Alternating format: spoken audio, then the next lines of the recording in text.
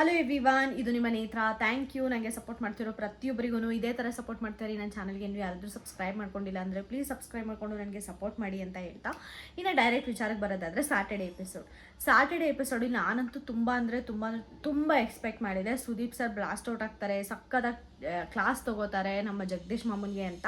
But ಆ ಥರ ಏನೂ ಆಗಲಿಲ್ಲ. ಆಚೆ ಏನು ಹೇಳ್ತಿರೋದು ಅಂದರೆ ಸುದೀಪ್ ಸರ್ ಏನಾದರೂ ಆಗಲಿ ಕಾಮಾಗಿ ಸ್ಮೂತಾಗಿ ತೊಗೊಂಡೋಗ್ತಾರೆ. ಅದಕ್ಕೆ ಅವರು ಬೆಸ್ಟ್ ಹೋಸ್ಟು ಅಂತ. ಬಟ್ ಸುದೀಪ್ ಸರ್ ಏನು ಮಾತಾಡಬೇಕು ಅಂತ 90% ಸ್ಕ್ರಿಪ್ಟು ಬಿಗ್ ಬಾಸ್ ಕಡೆಯಿಂದನೇ ಕೊಟ್ಟಿರ್ತಾರೆ, ಸ್ಟೇಜ್ ಮೇಲೆ ಏನು ಮಾಡಬೇಕು ಅಂತ. ನನಗೇನು ಅನಿಸಿದ್ದು ಅಂದರೆ, ಈಗ ಇರೋ ಕಿಚ್ಚಿಂದ ಬಿಗ್ ಬಾಸಲ್ಲಿ ಸಿಕ್ಕಾಪಟ್ಟೆ TRP ಬರ್ತಾ ಇದೆ. ಅದನ್ನು ಅವರು ಫಸ್ಟ್ ವೀಕಲ್ಲೇ ಆರ್ಸೋಕ್ಕೆ ಇಷ್ಟಪಡ್ತಾ ಇಲ್ಲ. ಜಗದೀಶ್ ಸರ್ನ ಜಾಸ್ತಿ ಹಿಂದೆ ಇಳಿದಂಗೆ ಒಂದು ಸ್ವಲ್ಪ ಒಳ್ಳೆ ಮಾತಲ್ಲಿ ಹೇಳಿ ಅವ್ರ ಕಿಚ್ಚನ ಒಂದು ಸ್ವಲ್ಪ ಆರ್ಸೋ ಪ್ರಯತ್ನ ಮಾಡಿದರೆ ಹೊರತು ಅದನ್ನು ಕಿತ್ತಾಕೋ ಪ್ರಯತ್ನ ಬಿಗ್ ಬಾಸ್ ಟೀಮ್ ಮಾಡಲಿಲ್ಲ. ಯಾಕಂದರೆ ಅವ್ರಿಗೆ ಬೇಕಾಗಿರೋದು ಕೂಡ TRP. ಅದಕ್ಕೆ ತಕ್ಕಂತೆಯೇ 2 hours ತುಂಬ ಎಳ್ಕೊಂಡು ಹೋದ್ರು ಅಂತ ನನಗನ್ನಿಸ್ತು. ಯಾಕಂದರೆ ಎಲ್ಲರಿಗೂ ಒಂದು ನಿಮಿಷ ಕೊಟ್ಟು ಮಾತಾಡೋಕ್ಕೆ ಹೇಳೋದಾಗಿರ್ಬೋದು, ಇಲ್ಲಾಂದರೆ ಹಂಸ ಮೇಡಮ್ ಬಗ್ಗೆನೇ ಜಾಸ್ತಿ ಎಷ್ಟೊಂದು ಆಲ್ಮೋಸ್ಟ್ 1 hour ಹಂಸ ಮೇಡಮ್ ಬಗ್ಗೆನೇ ಡಿಸ್ಕಷನ್ ಆಯಿತು, ವಿಚ್ ವಾಸ್ ನಾಟ್ ನೆಸೆಸರಿ ಅಂತ ಅನ್ನಿಸ್ತು. ಅದನ್ನು ಶಾರ್ಟ್ ಟೈಮಲ್ಲಿ ಕ್ಲೋಸ್ ಮಾಡಿಬಿಟ್ಟು ನಮ್ಮ ಜಗದೀಶ್ ಮಾಮ ಏನು ಅವಾಜ್ ಹಾಕಿದ್ರು, ಬಿಗ್ ಬಾಸ್ನ ಡಿಸ್ಟ್ರಾಯ್ ಮಾಡ್ತೀನಿ ಮತ್ತು ಬಿಗ್ ಬಾಸ್ನ ಕೊಂಡ್ಕೋತೀನಿ, ಐ ವಾಂಟ್ ಟು ಕ್ವಿಟ್, ನಾನು ಇಲ್ಲಿಂದ ಆಚೆ ಹೋಗ್ತೀನಿ ಅಂತ ಲಾಸ್ಟ್ ಮೊಮೆಂಟ್ವರೆಗೂ ಏನು ಹೇಳಿದ್ರು ಅದ್ರ ಬಗ್ಗೆ ಜಾಸ್ತಿ ಸ್ಟ್ರೆಸ್ ಔಟ್ ಮಾಡ್ತಾರೆ ಮತ್ತು ತುಂಬ ರ್ಯಾಶ್ ಆಗಿ ಮಾತಾಡ್ತಾರೆ ಅಂತ ನಾನು ಎಕ್ಸ್ಪೆಕ್ಟ್ ಮಾಡಿದ್ದೆ. ಲಾಸ್ಟ್ ಟೈಮು ವಿನಯ್ ಅವ್ರು ಈ ಥರ ಮಾಡಿದಾಗ Bigg Boss open the door, Vinay ಹೋಗ್ರಿ, ಆಚೆ ಹೋಗ್ರಿ, ನೋಡೋಣ, ನೀವು ಹೇಳಿದ್ರಲ್ಲ ನಿಮ್ಗೆ ಇಷ್ಟ ಇಲ್ಲ ಅಂತ ಹೋಗ್ರಿ ಅಂತ ಎಲ್ಲನೂ ಸಿಕ್ಕಾಪಟ್ಟೆ ಖಡಕ್ಕಾಗಿ ಮಾತಾಡಿದರು. ಅದನ್ನೇ ಇವಾಗಲೂ ಕೂಡ ನಾವು ಎಕ್ಸ್ಪೆಕ್ಟ್ ಮಾಡಿದ್ದು ಜನತೆ. ಬಟ್ ಅಲ್ಲಿ ನೋಡಿದ್ರೆ ಸುದೀಪ್ ಸರ್ ತುಂಬ ಕಾಮಾಗೆ ಕೂಲಾಗೆ ಕ್ಲೋಸ್ ಮಾಡಿಬಿಟ್ರು ಅಂತ ಅನ್ನಿಸ್ತು.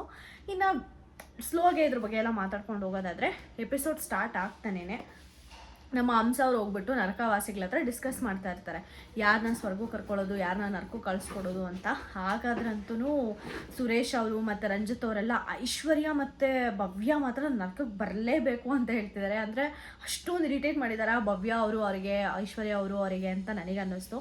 ಸುರೇಶ್ ಅವ್ರು ಅನ್ಸುತ್ತೆ ಇದನ್ನು ಹೇಳಿದ್ದು, ಅವರಿಬ್ಬರು ಮಾತ್ರ ಅಲ್ಲಿರೋಂಗೆ ಇಲ್ಲ, ನರಕಕ್ಕೆ ಬರಲೇಬೇಕು ಅಂತ ಹೇಳ್ತಾರೆ ಹಂಸ ಅವರಿಗೆ. ಮೋಸ್ಟ್ಲಿ ಭವ್ಯ ಐಶ್ವರ್ಯ ಇಬ್ಬರು ನರಕಕ್ಕೆ ಬರ್ತಾರೆ ಅಂತ ನನಗೆ ಅನ್ನಿಸ್ತಾ ಇದೆ. ನ್ಯೂಸ್ ಏನು ಅಂದರೆ, ಆಲ್ರೆಡಿ ಜಗ್ಗು ಮಾಮ ನರಕಕ್ಕೆ ಹೋಗ್ಬಿಟ್ಟಿದ್ದಾರೆ ಮತ್ತು ರಂಜಿತ್ ಅವರು ಸ್ವರ್ಗಕ್ಕೆ ಬಂದಿದ್ದಾರೆ ಅಂತ.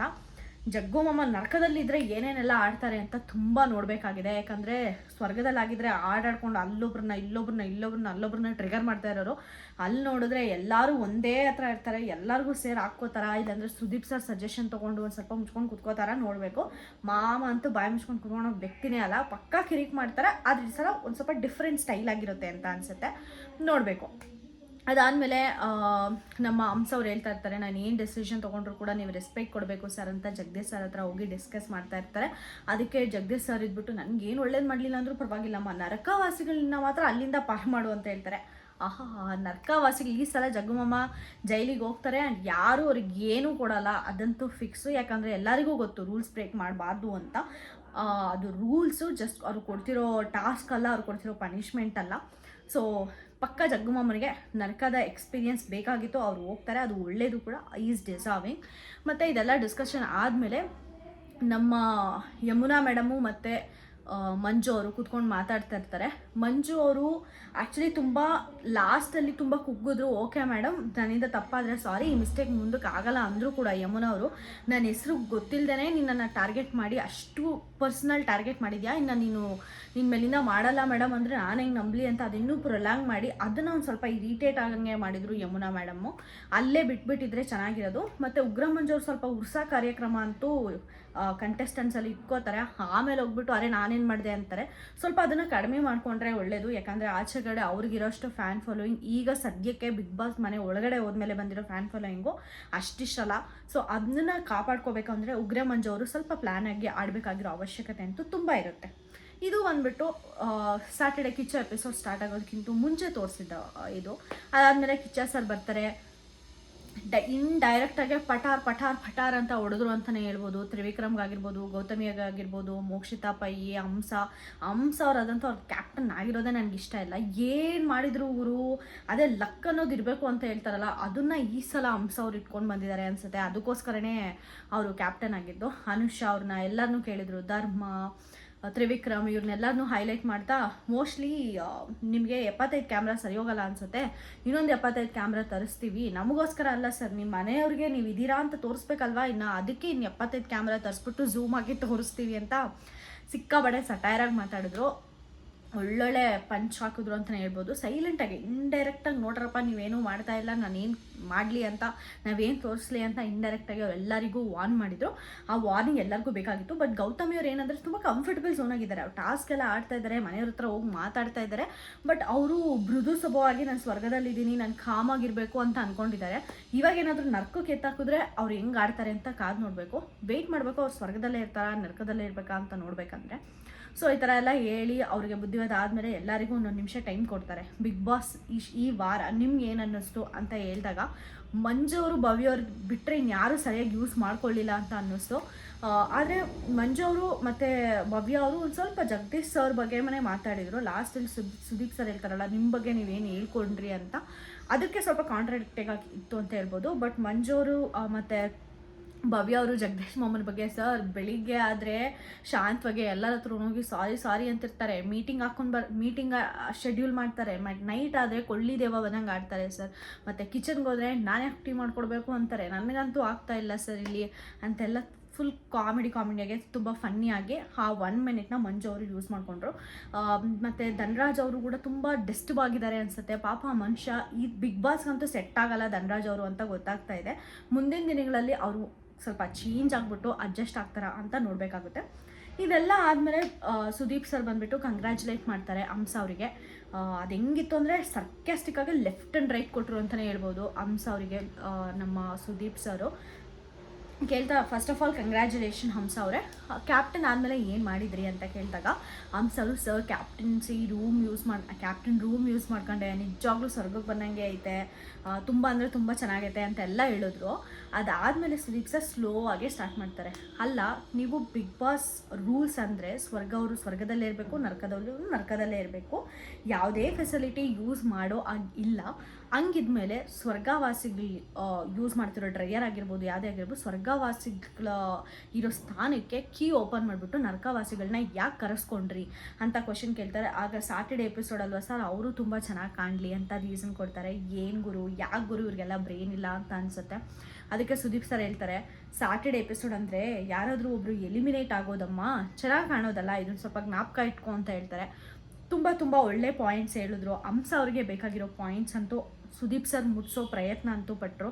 ಅದಾದಮೇಲೆ ಸ್ವರ್ಗವಾಸಿಗಳನ್ನ ಮತ್ತು ನರಕವಾಸಿಗಳನ್ನ ಸ್ವಿಚ್ ಮಾಡೋ ಪವರ್ ಕ್ಯಾಪ್ಟನ್ಗೆ ಇರುತ್ತಲ್ವ, ಅದನ್ನು ಮಾಡಿದ್ರ, ಏನೇನು ಆ್ಯಕ್ಷನ್ಸ್ ತೊಗೊಂಡ್ರಿ ನೀವು ಕ್ಯಾಪ್ಟನ್ ಆದಮೇಲೆ ಹೇಳಿ ಅಂತ ಅಂದಾಗ ಹಂಸ ಅವ್ರು ಇದ್ಬಿಟ್ಟು, ಸರ್ ಆಗ್ತಾನೆ ಕ್ಯಾಪ್ಟನ್ ಆಗಿದ್ನಲ್ವ, ನಾನು ಆಗಲೇ ನನ್ನ ಡ್ಯೂಟಿನ ಸ್ಟಾರ್ಟ್ ಮಾಡಬೇಕಾ, ಇಲ್ಲಾಂದರೆ ಈ ಎಪಿಸೋಡ್ ಸ್ಯಾಟರ್ಡೆ ಸಂಡೇ ಎಪಿಸೋಡ್ ಏನೇನಿರುತ್ತೋ ಅದಾದಮೇಲೆ ಸ್ಟಾರ್ಟ್ ಮಾಡಬೇಕಾ ಅಂತ ನಾನು ಕನ್ಫ್ಯೂಷನಲ್ಲಿದ್ದೆ ಅಂತ ಅಂದಾಗ ಸುದೀಪ್ ಸರ್ ಇದ್ಬಿಟ್ಟು, ಹಾಗಂದರೆ ಕ್ಯಾಪ್ಟನ್ ರೂಮ್ ಕೂಡ ಯಾವಾಗ ಯೂಸ್ ಮಾಡಬೇಕು ಅಂತ ಯೋಚನೆ ಮಾಡಬೇಕಾಗಿತ್ತಲ್ವ, ಫೆಸಿಲಿಟಿ ಇರೋದನ್ನೆಲ್ಲ ಆ ಮೂಮೆಂಟಿಂದಾನೇ ಯೂಸ್ ಮಾಡೋಕ್ಕೆ ಸ್ಟಾರ್ಟ್ ಮಾಡಿದ್ರಿ, ಬಟ್ ಡೆಸಿಷನ್ ಅಂತ ಬಂದಾಗ ಮಾತ್ರ ಯಾವಾಗ ಸ್ಟಾರ್ಟ್ ಮಾಡಬೇಕು ಅಂತ ಕೇಳೋದು ತಪ್ಪು ಅಲ್ವಾ ಹಂಸ ಅವರೇ ಅಂತ ಹೇಳ್ತಾರೆ.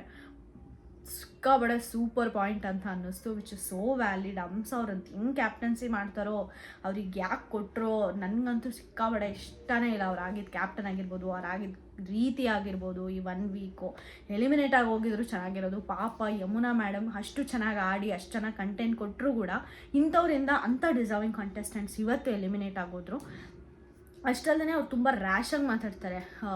ನೀವು ಕಿಚ ಎಪಿಸೋಡ್ ಸ್ಟಾರ್ಟ್ ಆಗೋದಕ್ಕಿಂತ ಮುಂಚೆ ನೋಡಿದ್ರೆ ಜಗದೀಶ್ ಸರ್ ಬಟ್ಟೆ ತೊಗೊಂಡೋಗ್ಬೇಕಾ, ಇವಾಗ ನಾನು ಜೈಲಿಗೆ ಇಲ್ಲಾಂದ್ರೆ ಹೆಂಗೆ ಅಂತಂದರೆ ಇನ್ನೇನೆಲ್ಲ ಬಿಟ್ಕೊಂಡಿರ್ತೀರಾ ಅಂತ ಕೇಳ್ತಾರೆ.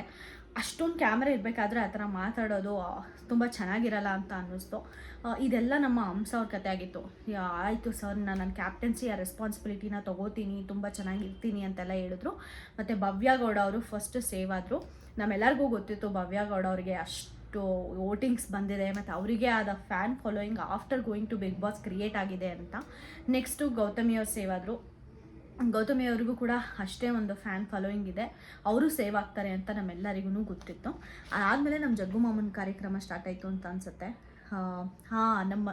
ಹೇಳ್ತಾ ಇದ್ರು, ತ್ರಿವಿಕ್ರಮ್ನ ಕೇಳ್ತಾರೆ, ಅಲ್ಲ ತ್ರಿವಿಕ್ರಮ್ ನಿಮಗೆ ಕ್ಯಾಪ್ಟನ್ಸಿ ಲೀಡ್ ಮಾಡೋಕ್ಕೆ ಅವಶ್ಯಕತೆ ಇಲ್ಲ ಅಂತ ಅಂದರೆ ಬರಲ್ಲ, ನಾನು ಇನ್ನೂ ಅದಕ್ಕೆ ರೆಡಿ ಆಗಿಲ್ಲ ಅಂತ ಅಂದಮೇಲೆ ಆ ಮೂಮೆಂಟಲ್ಲಿ ನೀವು ಕ್ವಿಟ್ ಮಾಡಬೇಕಾಗಿತ್ತಲ್ಲ, ಏನೂ ಕ್ವಿಟ್ ಮಾಡಲಿಲ್ಲ. ಅಟ್ಲೀಸ್ಟ್ ಬೇರೆಯವರು ಪಾರ್ಟಿಸಿಪೇಟ್ ಮಾಡಿರೋರಲ್ವಾ ಅಂದಾಗ ನಮ್ಮ ಜಗ್ಗು ಮಾಮ ಆ್ಯಡ್ ಮಾಡೋಕ್ಕೆ ಸ್ಟಾರ್ಟ್ ಮಾಡ್ತಾರೆ. ಸರ್ ನಾನು ಹೋಗೋದೇ ಅವ್ರಿಗೆ ಇಷ್ಟ ಇರಲಿಲ್ಲ ಸರ್, ಅದಕ್ಕೋಸ್ಕರ ತ್ರಿವಿಕ್ರಮ್ ಬಂದರು.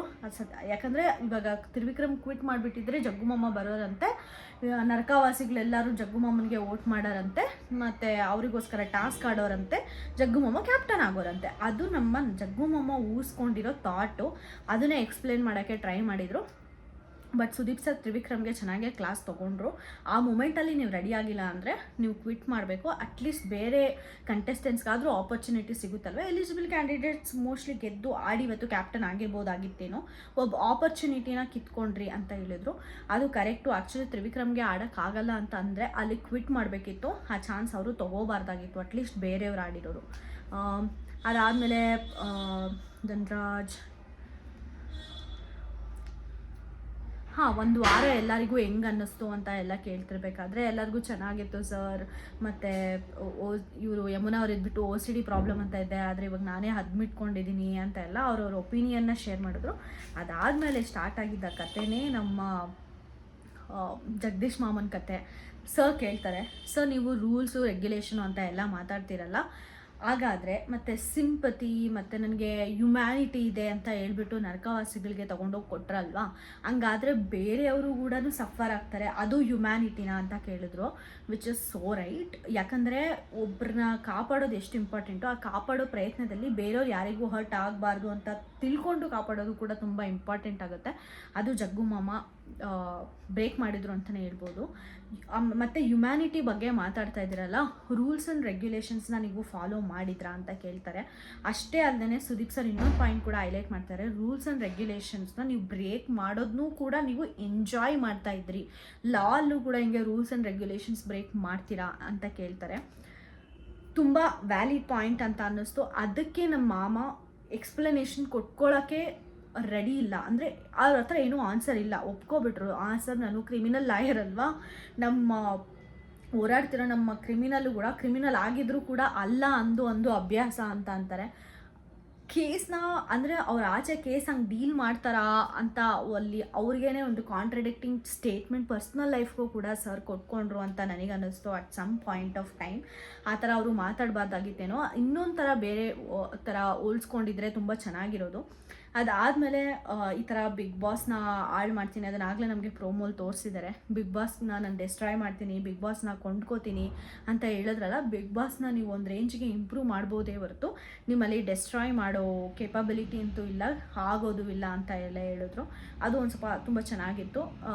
ಆ ವಾರ್ನಿಂಗು ನಮ್ಮ ಜಗದೀಶ್ ಸರ್ಗೆ ಬೇಕಾಗಿತ್ತು.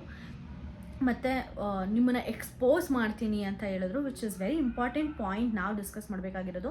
ಎಕ್ಸ್ಪೋಸ್ ಮಾಡ್ತೀನಿ ಅಂತ ಹೇಳಿದ್ರಲ್ಲ ಬಿಗ್ ಬಾಸ್ನ, ನಿಮ್ಗೆ ಯಾಕೆ ಹಂಗೆ ಹೇಳಬೇಕು ಅಂತ ಅನ್ನಿಸ್ತು ಅಂದರೆ, ನಮ್ಮ ಮಾಮ ಕಾಮಿಡಿಯಾಗಿ ಏನು ಹೇಳಿದ್ರು ಅಂದರೆ, ಸರ್ ಉಗ್ರಂ ಮಂಜು ಎಲ್ಲರನ್ನೂ ಗ್ರೂಪ್ ಹಾಕ್ಕೊಂಡು ಡಿಸ್ಕಸ್ ಮಾಡಿ ತೊಗೊಳ್ತಾ ಇದ್ನಲ್ಲ, ಅದಕ್ಕೆ ನಾನು ಅಂದ್ಕೊಂಡೆ ಬಿಗ್ ಬಾಸ್ ಅವರಿಂದ ಏನಾದರೂ ಸ್ಕ್ರಿಪ್ಟ್ ಬಂದಿರ್ಬೋದೇನೋ, ಮಂಜು ಅವರಿಗೆ ಸಪೋರ್ಟ್ ಮಾಡ್ತಿರ್ಬೋದೇನೋ ಅಂತ ಅನ್ನಿಸ್ತು ನನಗೆ at some point of time. ಅದಕ್ಕೆ ನಾನು ಹಂಗೆ ಅಂದೆ ಅಂತ ಅಂತಾರೆ. ಮೋಸ್ಟ್ಲಿ ಇರ್ಬೋದಾ, ಇಲ್ಲಾಂದರೆ ಮಾಮನ ಸ್ಟ್ರಾಟಜಿನ ಆ ಮೂಮೆಂಟಲ್ಲಿ ಇದೇ ಕರೆಕ್ಟ್ ಅಂತ ಹೇಳಬೇಕು ಅಂತ ಹೇಳಿದ್ರ ಗೊತ್ತಿಲ್ಲ.